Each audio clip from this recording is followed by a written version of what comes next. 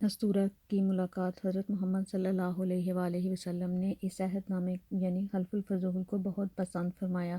آپ فرماتے تھے، میں اس عہد نامے میں شریک تھا۔ یہ عہد نامہ بنو جدان کے مکان میں ہوا تھا۔ اگر کوئی مجھ سے کہے کہ اس عہد نامے سے دستبردار ہو جائیں اور اس کے بدلے میں 100 اونٹ لے لیں تو میں نہیں لوں گا۔ اس عہد نامے کے نام پر کوئی بھی آج مجھے آواز دے تو میں کہوں گا میں حاضر ہوں۔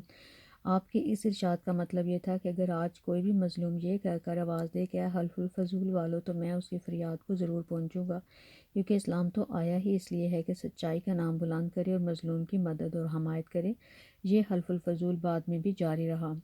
مکہ میں آپ کی دیانت اور امانت کی وجہ سے آپ کو امین کہہ کر پکارا جانے لگا۔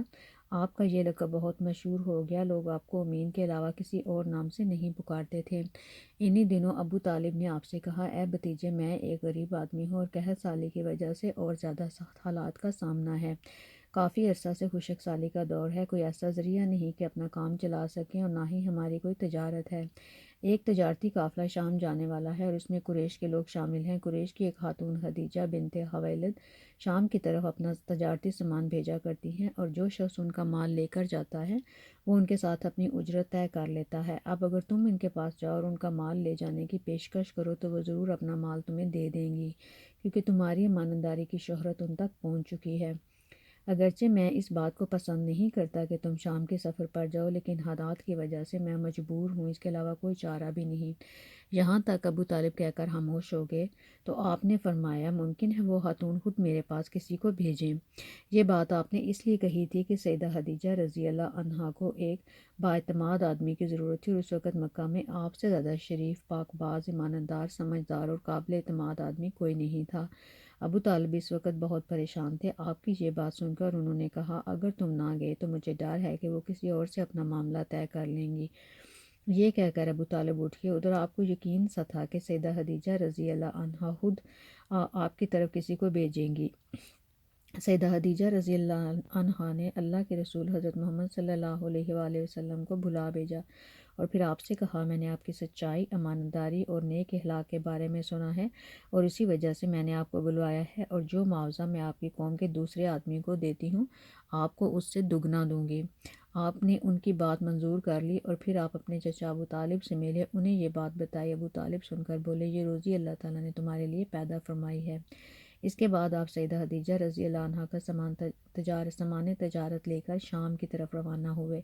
سیدہ خدیجہ رضی اللہ عنہا کے غلام میسرہ آپ کے ساتھ تھے اور روانگی کے وقت حضرت خدیجہ رضی اللہ عنہا نے میسرہ سے کہا، کسی معاملے میں ان کی نافرمانی نہ کرنا، جو یہ کہیں وہی کرنا اور ان کی رائے سے اختلاف نہ کرنا۔ آپ کے سب چچاؤں نے قافلے والوں سے آپ کی خبر گیری رکھنے کی درخواست کی۔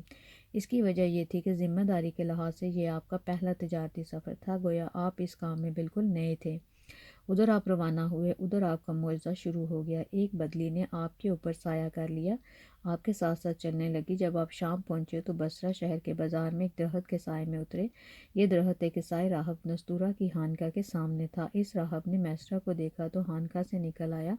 اس وقت اس نے آپ کو دیکھا، آپ درخت کے نیچے ٹھہرے ہوئے تھے۔ اس نے میسرہ سے پوچھا، یہ شخص کون ہے جو اس درخت کے نیچے موجود ہے؟ میسرہ نے کہا، یہ ایک قریشی شخص ہے اور حرم والوں میں سے ہے۔ یہ سن کر راہب نے کہا، اس درخت کے نیچے نبی کے سوا کوئی آدمی نہیں بیٹھا۔ مطلب یہ کہ اس درخت کے نیچے آج تک کوئی شخص نہیں بیٹھا۔ اللہ تعالیٰ نے اس درخت کو ہمیشہ سے اس لیے بچایا ہے کہ اس کے نیچے نبی کے سوا کوئی دوسرا شخص نہ بیٹھے۔ اس کے بعد اس نے میسرہ سے کہا کہ ان کی آنکھوں میں سرخی ہے؟ میسرہ نے جواب دیا، ہاں بالکل ہے، یہ سرخی تو ان کی آنکھوں میں مستقل طور پر رہتی ہے۔ اب نستورہ نے کہا، یہ وہی ہیں؟ میسرہ نے حیران ہو کر پوچھا، کون وہی؟ یہ کون ہے؟ کیا مطلب؟ یہ آخری پیغمبر ہیں، کاش میں وہ زمانہ پا سکتا جب انہیں ظہور کا حکم ملے گا، یعنی انہیں نبوت ملے گی۔ اس کے بعد وہ چپکے سے آپ کے پاس پہنچا۔ پہلے تو اس نے آپ کے سر کو بوسہ دیا اور پھر بولا، میں آپ پر ایمان لاتا ہوں اور گواہی دیتا ہوں کہ آپ وہی ہیں جن کا ذکر اللہ تعالیٰ نے تورات میں فرمایا ہے۔ اس کے بعد نستورہ سے کہا، اے محمد، میں نے آپ میں وہ تمام نشانیاں دیکھ لی ہیں جو کہ پرانی کتابوں میں آپ کی نبوت کی علامتوں کے طور پر موجود ہیں۔